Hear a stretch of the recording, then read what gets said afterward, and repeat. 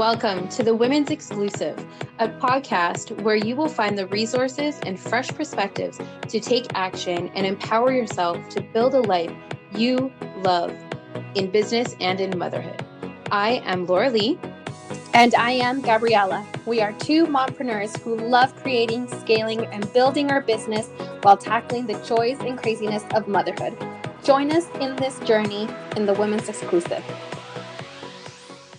We want to take a moment and thank the Divas That Care Network for hosting us. We are grateful to be surrounded by strong business women creating meaningful impact in the world. You have no idea how excited I am that this is episode 2 of the Women's Exclusive podcast. I am Gabriela.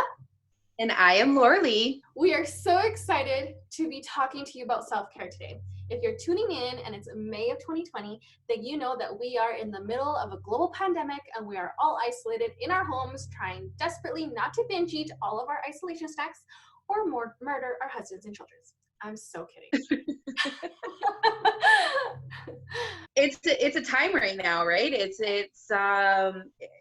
It's difficult for everybody. Most of the population is at home and they're not used to having their kids there all the time and their husbands, or my family dynamics are a little bit different. I live with a lady and we're not used to being in the house 24/7 together with Lyndon too. And so it is a time it's a time in history that I don't think many people can say that they've lived through.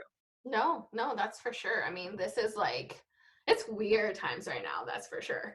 But if you are listening to this after the pandemic, then you know already that life is still just as crazy as it probably was before. Trying to get back into a routine of things and just to get back to where we are, it's like, how are you supposed to manage self-care at either times, Yeah, we're calling this episode Apocalyptic Self-Care, but the self-care tips that we're about to share, they go forward. They are for no matter what time of year you're living in. It's for always. It doesn't matter if you're in a pandemic or not. So we want to make sure we say that. So that you know. Yes. And let me tell you, we got you. So I'm a mom, I'm a photographer working from home. I have my 2 boys running around. My youngest is always trying to get at me to breastfeed constantly. So I definitely know what you guys are all going through. And Laura Lee, you know exactly what everybody's going through with you. So we just wanted to let you know that you're not alone. Everybody in the world is feeling this way too. Yeah. And I think now too, the time frame of where we are at in recording this episode, I'm seeing in my news feed on social media a lot, cabin fever. So, so I think a lot of people are getting to that place. And I think the messages on TV out there is stay home. Like I saw one yesterday that says, don't go explore BC right now. BC will be available to you after the pandemic. So people are getting itchy to get out.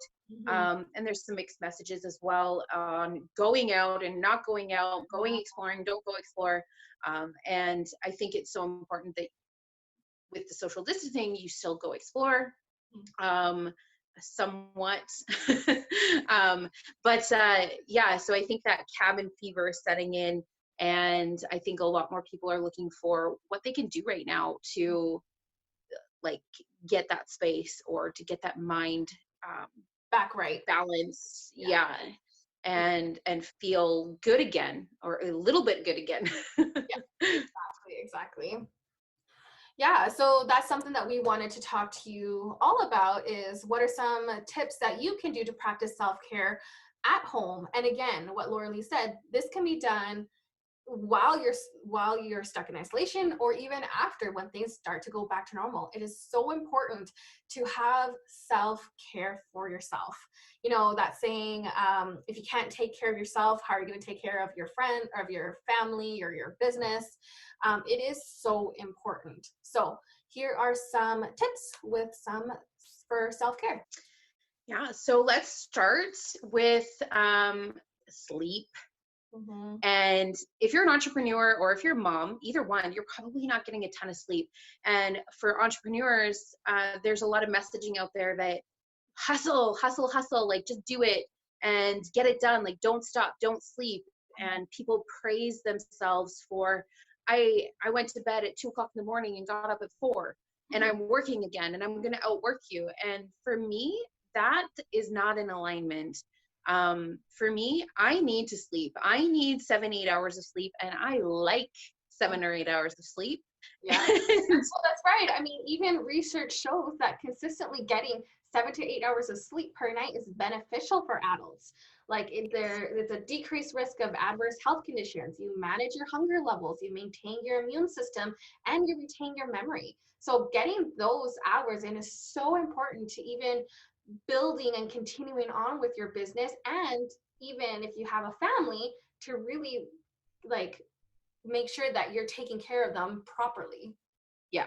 Oh yeah, 100%. And kids need their sleep too, and we need to work around that sometimes as moms. Now I have a question for you, Gabriela. How many hours of sleep do you get? Because I know, and I want to touch on this because not everybody's sleep schedule is going to look the same. Yes. And I know when you're creative, because I wake up to a lot of messages. So how many hours of sleep do you get? How many do you prefer? Would you like to have? And just talk about your sleep schedule. I'm sorry I'm springing this on you, but I think it's important that people see that there's different ways. You don't have to fit in one box. Yeah, no, exactly. So for me, it's I like to get 9 to 10 hours of sleep. However, it's very it's cut. It's not a full 9 to 10 hours, because a lot of I have my son, my youngest, who we all still co-sleep together between me and my oldest and my youngest. And sorry, my husband is in his own room. Until the kids are a little older, then he can come back. But for now, the 2 kids sleep with me. So, my youngest still likes to breastfeed. He's 2. I'm going to try to wean him off. But for now, that cuts up a lot of my sleep. So I do wake up a lot. And I know that even though I'm sleeping 9 to 10 hours, I'm not sleeping that well. And then especially when I have like ideas in my mind, and it's like, it like just comes like a switch that it's like, okay, I got to think about it, and I can't stop thinking. And a lot of it is at night, but that's also because that's the time when my life is calm. The kids are asleep, I can actually think. And that's when all these ideas come. And then that's when I'm texting you, Laura Lee, at 3 a.m. with all these ideas. And I'm like, oh my God, we got to do this, do this, and this. And then you wake up and you're like, woman, did you sleep last night? No. So, like, it's so important. I mean, there's nothing wrong with like having those creative moments and working through your sleep here and there. But it's so important that you make sure you get at least 7 to 8 hours of sleep, and not binge work like that, because it actually affects your mental state so bad. And I know for a fact it does, because when I am staying up really late, really late, and I actually don't sleep, I can't function in the morning as well. And I'm a little bit more hot-tempered and get frustrated easily. And that's not fair for the kids or for my work or anything like that. So then that's when mistakes are made too. Yeah.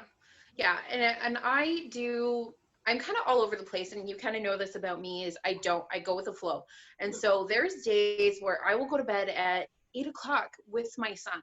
Mm-hmm. And I will get up at 5 or 6 o'clock in the morning, and I don't set alarms. I try not to. I do have an alarm, and it goes off, and I turn it off, and I either get up or I go back to bed. Mm-hmm. And I take each day how I feel I need. And it's taken me a long time to get to this place where I'm comfortable with this. I'm comfortable with, okay, today I need some more sleep. I literally slept until 8:45 this morning. Mm-hmm. And I'm okay with that, because I usually don't get up and start really working too much on a lot, unless I have a deadline to meet for a client, or I have something I need to do, or I have a meeting. Mm-hmm. But I don't start my day until a little bit later, because that's my time with my son in the morning. We wake up, we do stuff, we play, we tickle each other, we have like tickle fights and stuff like that. But I just wanted to really put that out there, that whatever your sleep patterns are, maybe it is 6 hours of sleep, 7, 8, 9, 10, whatever it is, it's okay. Mm-hmm. And you don't feel bad about that. And I think a lot of people have these shames around their sleep schedule, or if they nap, like if you need to nap in the middle of the day, nap. Take a nap with your kids or by yourself if you can. So especially if you're a mom, a mom. It is so true when they say sleep when your kid's sleeping. Definitely do it. I know, like, you're thinking about chores and all that kind of stuff, and I've been there too, and it's like, oh, the chores will be there. Like, you need the sleep. That's so important for you. So yeah. All right. Number two is read. So remember the time when you were like, oh, I wish I could read a book? Well, now is the time. There's nothing wrong with listening to a podcast. Definitely listen to ours or listen to an audiobook, but there's something about reading a book that makes all the difference. For instance, for me, reading a physical book actually helps sharpen your mind, concentrating on the work and storyline. You're actually helping your brain with learning how to properly focus, concentrate, and it also helps with memory retention and enhances your imagination.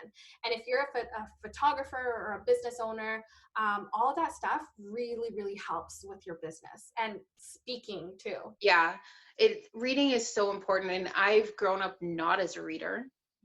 I don't know if this is something that a lot of people find, but I have such a crazy mind that's always running and always being creative that I've always found it very, very hard to read and to sit and focus. And in the last year, I've read more books than I've ever read in my life. Like even in high school, I used to watch the movie or cheat if I to avoid reading because I hated reading.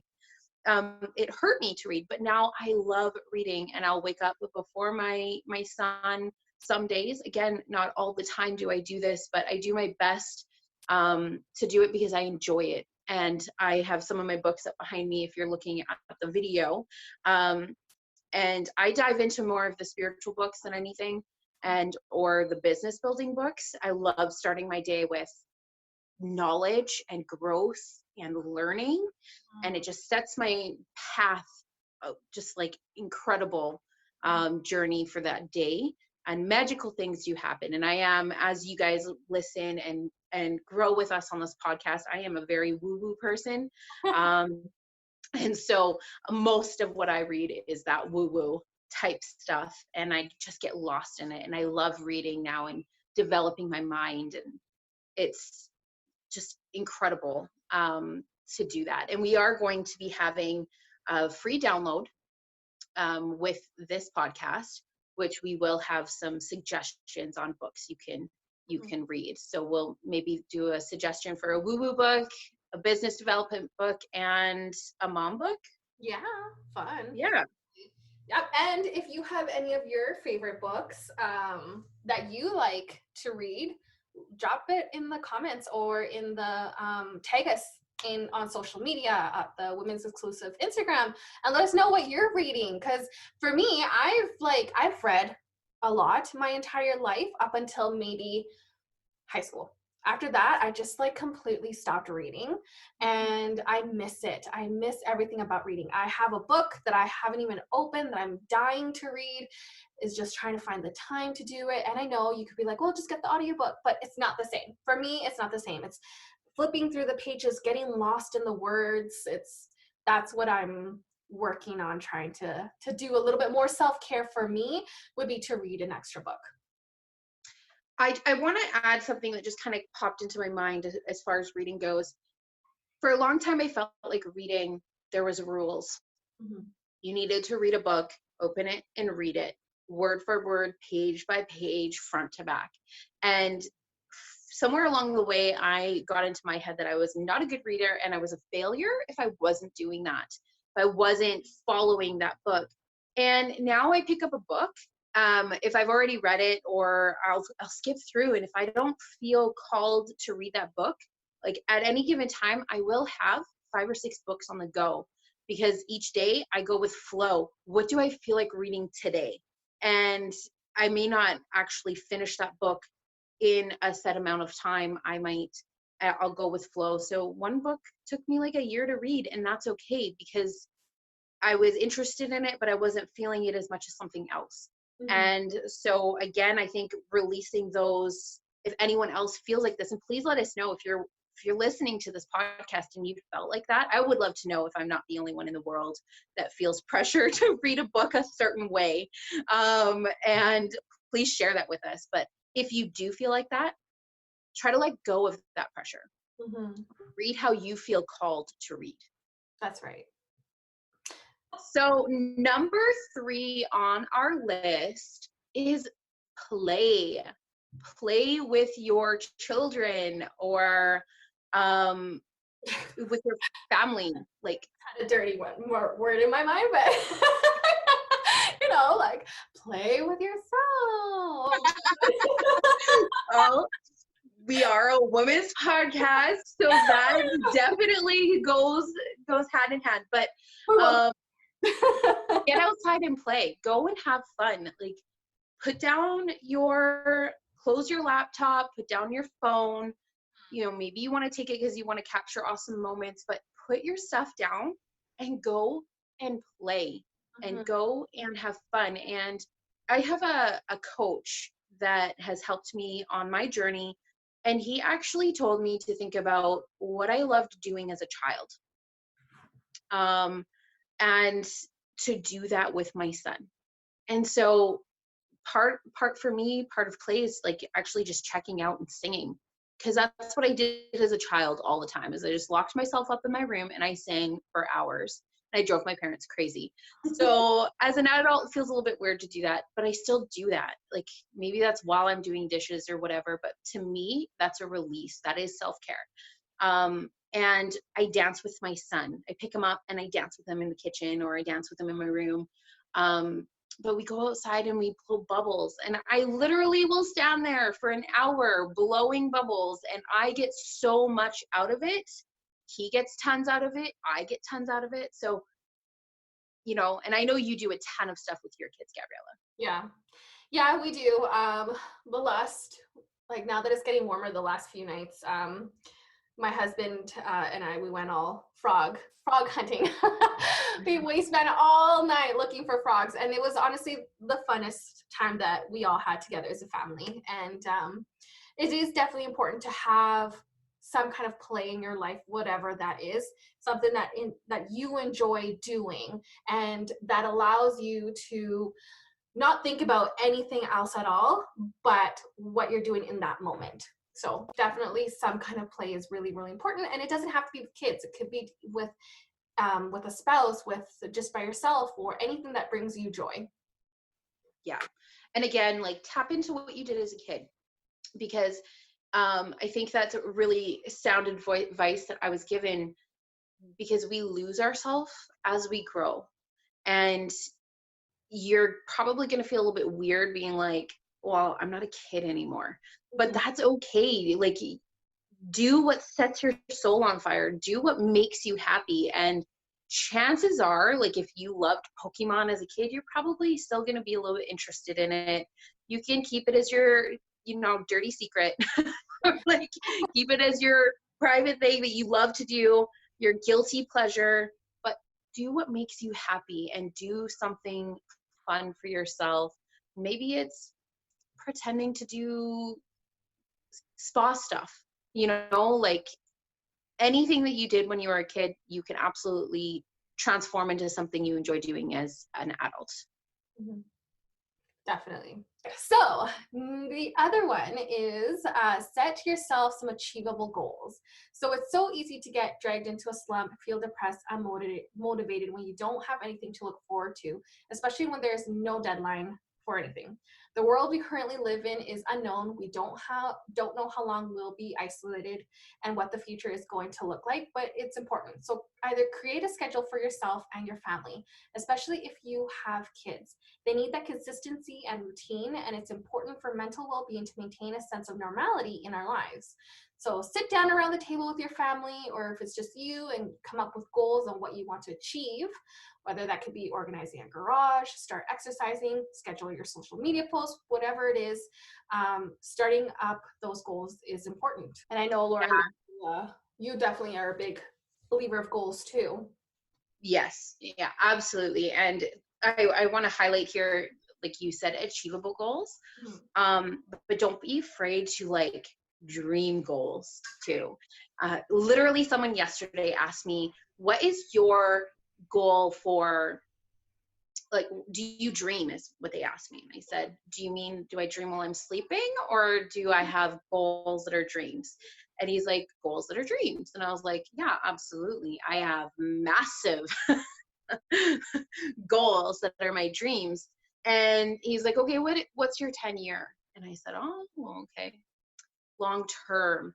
And that was a hard question for me, because I have so many, and I don't necessarily put time frames on all of my goals. And I personally find that I won't achieve them if I have time frames on them. I don't know why, but that's what I find. So achievable goals that are small, like some of these realistic routines and goals for your family, like you said, organize your garage. That's a goal that you can work on during the pandemic. But also go big and dream big as well. I think that's a part of self-care too, is what are your big goals? And especially now with this happening in the world, a lot of people, I think, are like, well, what's going to happen now? Do I go back to my regular job, or maybe my business is shutting down? So what now? And you might need to learn how to dream a little bit different, or set different goals so that you can achieve and keep moving forward in your life. Does that make sense, what I'm saying? Yeah, no, definitely. And I do agree as well. Having those big dream goals is so, so important. And then having the little achievable goals so you can continue on to achieve that big dream goal. Definitely. And I do agree too. Don't even put a timeline on the dream goal, because just think that you are actually going to do it. It is going to happen. So, yeah. I really like this as an example. You and I have discussed over the last year of getting published. yes. And here's a really good example of setting limits on a goal. My thoughts on being published was me coming to Edmonton, or you coming here to BC, and us doing this phenomenal shoot together, and we get published. As you, the photographer, and me, the makeup artist. And that's how my dream looked and my goal looked. Yeah. And I didn't have a timeline on it, because we're so far apart, and things need to align for us to do a shoot. But now you've been published, and we're both being published in a completely different way in a magazine. Yes. And then today I had another magazine reach out to me. And so that is a huge like lesson, even for me, on putting timelines on goals, or boundaries and limitations on goals, because you never know how something is going to manifest itself, if you want to use that word, or come to fruition. So being open-minded, and even me, who's so like goal setting, and I have dream boards, which we're going to get into in other podcasts, and all these things, and I write things down in my books. Even me, I still put limitations, even though I try not to. But again, to touch on what you were saying, is having those tangible and dated ones are so, so, so important too. Because the little steps you take today, even if they're like crazy small and you think they don't make a difference, they are actually the steps that make the biggest difference in your life to move forward. For sure.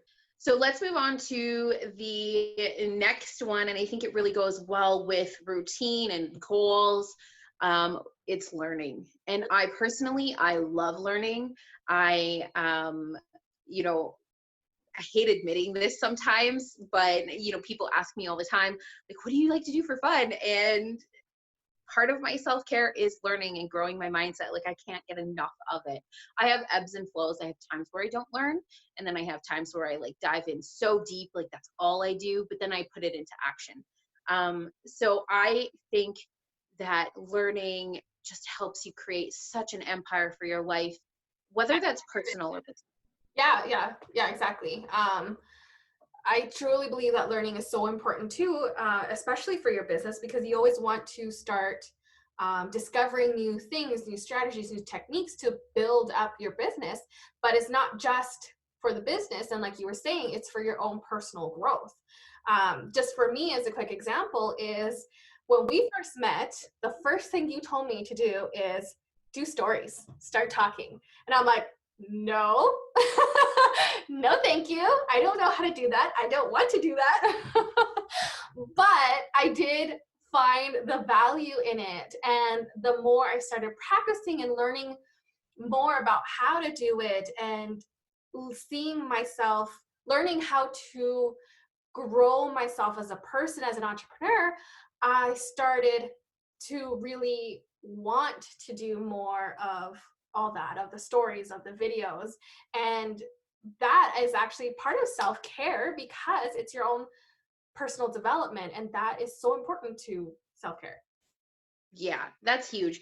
And I want to give you kudos for all of that, because like you have taken that and ran with it. And it's something that, you know, I've told you to do lots and lots for your business, and now you're doing it, and that's amazing. And now I need to pull up my socks and start doing it too, because I've been so into the behind the scenes growth of business. Now I need to get in the forefront of business on everything again. And so I was there, and then I kind of like came into hiding to grow, and now I need to get back out there. And you're right, it is a part of self-care. It's also going to teach your kids something too. Like, it's not just for you and your business, but it's also for your kids, because they're going to see you using self-care in a way that you grow yourself personally and business-wise, your family. And you can explain this to your kids too. Like, if they're asking you like, Mom, why are you always on your phone? Or why are you always uploading to Instagram stories and things like that? Then you can say like, you know, I'm showing people that we're having fun, and I'm growing and setting an example in the world, right? Learning for me isn't just that. It, like, so much of my learning has come from personal growth as well, and spiritual growth. So learning does not need to be, and I think a lot of people think like, oh, like learning is, you know, that kind of thing. But I have done some serious deep diving into learning about myself. And so that's also part of learning, is learn about you and who you are. I am part of a group where I've learned about personalities. And yeah, Gabriela, you are kind of starting to want to dig into this a little bit. But like, learning my personality has been such a game changer for me in my life, and understanding how I work, and like sitting there and being like, I don't do that. And then realizing, oh, yes, I do. I was like, a funny thing, I was taking one of those like tests about personalities and stuff like that, and I'm like reading it out loud with these questions, whatever it says, and then my husband would answer it for me, and I'm like, I think it's this. He's like, no, you're definitely this. And I was like, yeah, okay, that makes sense. Because it's so hard to really like, okay, what is it? What I think it is. But then like when I'm really, really thinking about what my personality is, I'm like, okay, holy crap, you know me really well. So yeah. And that's the thing about like those types of tests, is they are very perspective based. And so that is a part, like perspective is even a part of learning. Like, you have to widen your perspective to understand yourself even. And you have to have open eyes. Like, you can't just be like closed off, and you can be, and hopefully you're open enough to grow and understand and learn. I mean, I used to think like, touching on the personality aspect, I used to think I was an extrovert because I liked to go out and I liked attention, and I do like attention, but that doesn't mean I'm an extrovert. Like, I want to hide out. If I go back to, again, what I was like when I was a kid, my dad called me a hermit. And there's a reason for that, right? Because I like to be alone. I like to get lost in my thoughts. I'm a dreamer. I'm totally like in my head all the time, dreaming and like in la la land. So, you know, like that's learning is that too. Like, who are you as a person? What do you enjoy? What do you not enjoy? What do you want? Are you happy in your life? That's all learning. So I would love to know, like, do you learn? What do you learn? Have you, for our listeners, like, have you dug into who you are as a person and learned who you are? Um, are you learning that, or are you more of like the learning that does business learning? Like, where are you in your journey, if at all? And are you going to dive in? So the next one is pampering. So that'll be like face masks, taking a bath, getting your nails done, really anything that boosts your self-esteem a little bit more, makes you look pretty. And Absolutely. You know, I myself, I don't know if you've experienced this in your life, but I've always been someone to, you know, take the time to put on my makeup. Mhm. Even before I was a makeup artist, I would take the time to do that. I would do my hair. I would put on nice clothes. And that often came from the fact that I am trained in singing. And my teacher actually told me all the time to show up. And so don't show up and sing with teared jeans, ripped jeans. Now that's the rage, and they can look nice. But back then it wasn't. You know, if you're singing an opera song, like, wear a dress, like, fit the part, look the part. And so that's how I've really always done my life. And I think with the pampering part too is I also, I will actually tell myself that I look good. I will look myself in the face in a mirror and I will say, I really like how my eyes look today, or I look really beautiful today. And there is no shame in that. And there's so many people in the world that shame people for saying that kind of thing because it's vanity, and it's not. It lifts your spirits, it lifts your energy, it helps you stand up straight, shoulders back, so you have confidence. Doing your nails is the exact same thing. Putting on a sexy pair of shoes, or your favorite pair of matching bra and underwear, or your favorite shirt, it doesn't matter. A nice watch, carrying a nice purse, like, it doesn't matter what it is, but it all goes together and it helps you feel phenomenal. And I am a huge advocate for doing these types of practices. And it's not about being vain, it's about taking care of yourself and showing up in the world how you want to. And if you are someone that's done that and you've ever heard that you are being vain, or you've ever heard that it's wrong to do that, or maybe you don't do it because you feel awkward doing it, just work on that. Work on not feeling that way, because your life can dramatically change when you take care of yourself this way. Yeah, exactly. And that's something that we actually talk a lot about with our clients with Gabriela Cruz Photography, is like how to learn to embrace who you are, tell yourself those positive thoughts, positive affirmations, because when you learn to build confidence in yourself, you can like move forward so much in your life. And sometimes even, as exactly what you said, as little as getting your nails done gives you so much such a boost in confidence that like for me it's like my nails or my hair, if I get those done, I feel like whew, like one of those like swinging my hairs back and forth, and I'm like, yes, I can do this, you know, let's achieve those goals, let's move forward in life, I'm gonna kill it. And it's so important to still have that feeling, because if you're so down and out and you know don't have that want to to have the confidence, you're not going to be motivated to continue on, and it's going to be a rut that'll be really hard to get out of.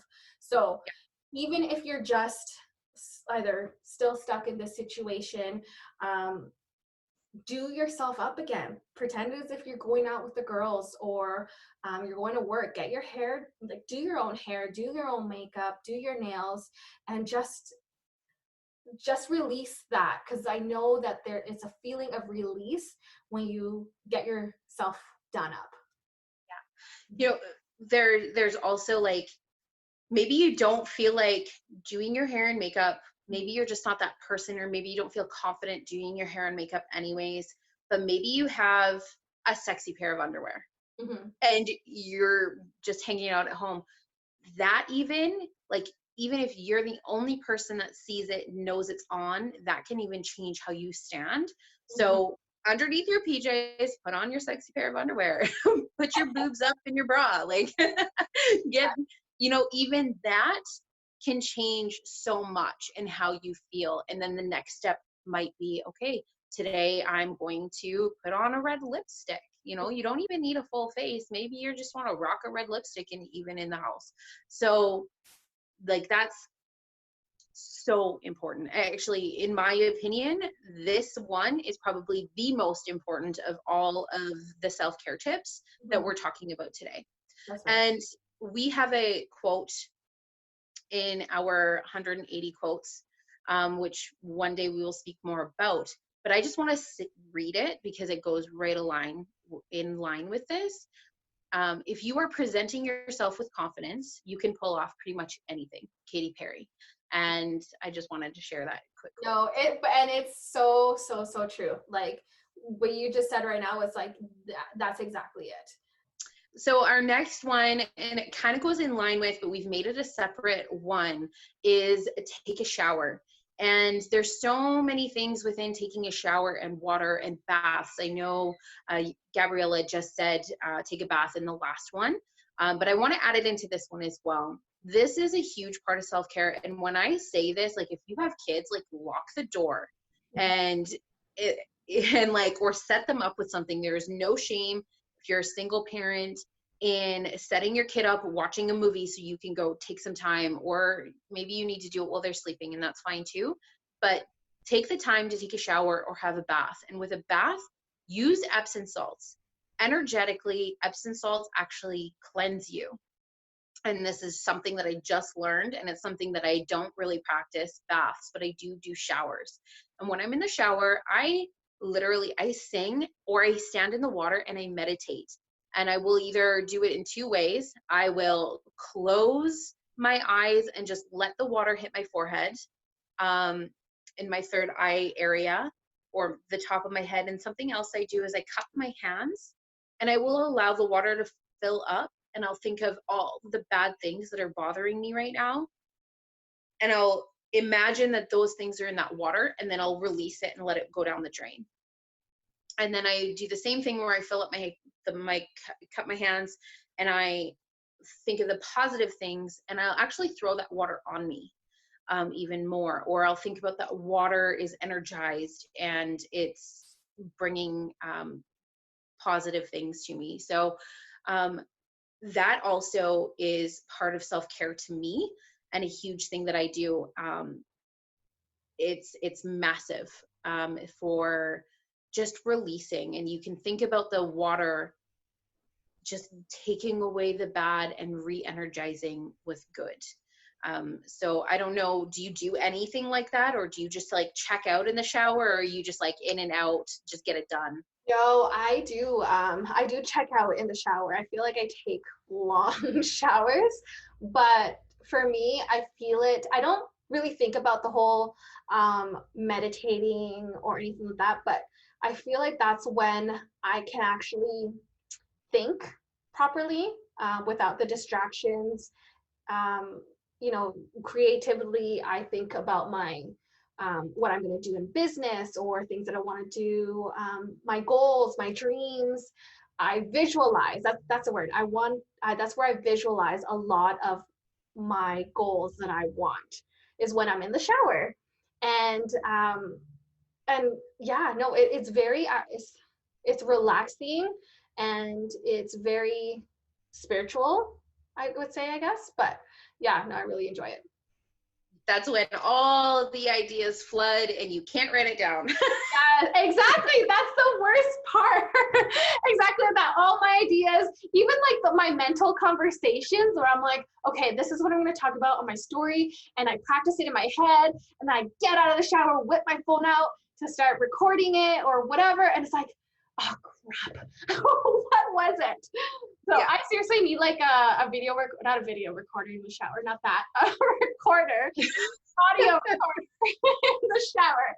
So I can just like verbally talk it out and record it so I remember what it is that I've said. Yeah. Yeah. So let us know, do you do any practices like that around water?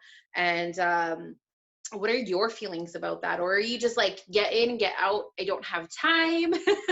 Let us know. And if you are that type of person, are you willing to try to take an extra 2 minutes to just like clear your mind? And a lot of people might not know this, so I just want to add this in quickly. It came to me while we were kind of speaking there. As you said, like I might not actually meditate. A lot of people, I think, maybe don't know, like if you're driving, and I think most people can relate to this, a drive that you do regularly all the time, and you don't actually remember going from point A to point B, and you just arrive because it's something that you just do. That is actually a form of meditation. And so a lot of people meditate a lot more than they think they do. It's just not conscious. And so think about that the next time you're in a shower. Like, you get in, you wash your hair, you do your business, whatever you're doing, your routine that's in the shower. That is a form of meditation. You just need to bring a piece of consciousness to it so that you can you're consciously like, I'm going to stand in the shower for a minute and take that break from my kids or take that break from my work. And you'll actually find that the flow, like just like what we were just talking about, the flow just like comes to you so much easier when you're able to release that. So I just wanted to point that out because I don't think you thought you were actually meditating, but you are opening yourself up for that flow. So last but not least, of course, is stay connected. I know right now, you're missing your family, your friends, but they're not gone. They're still there. And just picking up the phone, doing FaceTime, having Zoom parties is still a way for you to be connected and still be sociable with people in a safe distance as well. Yeah, absolutely. Right at the beginning of this, my best friend had her birthday. And I was sad because I wasn't going to be here for her birthday because I was in Edmonton, but then I came back early. But then I was sad because I still couldn't go out and do her birthday with her. So I actually planned a surprise birthday party for her on Zoom.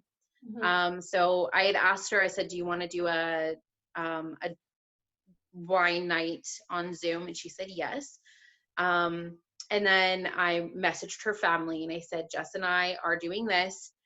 You guys want to surprise her? And that was the funnest thing ever. First and foremost, we just sat and we drank wine for like so long. I think it was 12:30 in the morning. We started at 8 and we finished at 12:30, and we just like drank and we chatted, and she was painting while we were doing it. And so she got to spend time with her family, with her friends. And then she also got to do something that she loved, that she was doing to take care of herself at that time, which for her self-care was to paint. So she was able to do everything she wanted to do. And what a great way to celebrate your birthday. Yes, we weren't able to like give her a hug and like go out and do something, but like for me, it was a great experience. I hope it was a wonderful experience for her as well. And so taking that time to FaceTime with your family and friends and connect that way right now, it's not the same, but it's better than not having communication with people at all. And so that we can help flatten the curve. It just, for me, it helps the mindset aspect. I mean, I am an introvert as it is, so I can go a long time without communicating with people, but I also still need some interaction. The other thing is, for after the pandemic, after this is all over, I wish I would have thought about this sooner. I don't FaceTime with my friends and family, and I've spent years feeling alone and isolated when I lived in Edmonton. like 8 years, I felt so alone and isolated, and I didn't take advantage of the technology that we have out there. I would maybe call my friend once in a while, and that was it. We didn't do as wine and Zoom night. Why? I'm sitting here thinking, like, why didn't I do that? Right? So afterwards as well, you Yeah. can take advantage of what we have in the world these days. Yeah, exactly. Especially if you have like older family members like grandparents or great grandparents. And, it's actually really, really true that even before the pandemic, it's like I never took the time to really talk or call anybody when I should. And now with this, it's like, well, why didn't I? I believe I see, like, I've even talked to my family a little bit more now, and I'm hoping that it continues on even after, because that connection with especially family members or grandparents or parents is so important. Yeah, exactly. It is. Yeah, my son has started calling his grandparents, his Nana, my dad and his lady. He started calling them on Messenger, and they just chat. So, and I love that because he doesn't get that otherwise, right? So, yeah, it's really important to stay connected. For sure, for sure. Okay, so that is it. The strategies for self-care. Read, stay connected, learn, Sleep, play, self-care, like the normal practices that pampering. people consider. Pampering, yes. Yeah. Routine, set goals. And I think that's all we went over. Yeah, so that is all. And I just want to say thank you again for listening to our second episode of the Women's Exclusive. We really, really, really want to know what you are doing to practice self-care in this time. So please tag us on Instagram at the Women's Exclusive, and the link will be on the show notes. And let us know exactly what you're doing. We really want to be connected with you guys and engage with you and our listeners. Also, we will have a downloadable PDF for you. So please go ahead and grab that. We're going to give you some special tips that we did not go over today on this podcast, or some tangible things that you can actually do. So please grab that and download it. Please also like, comment, and share our podcast. We would love to be able to grow with you. So please, if you know a woman that's a mother, an entrepreneur, or both, please let them know about this podcast and share it. Bye, everybody. Thank you. Thank you for listening, everybody. Have a great day.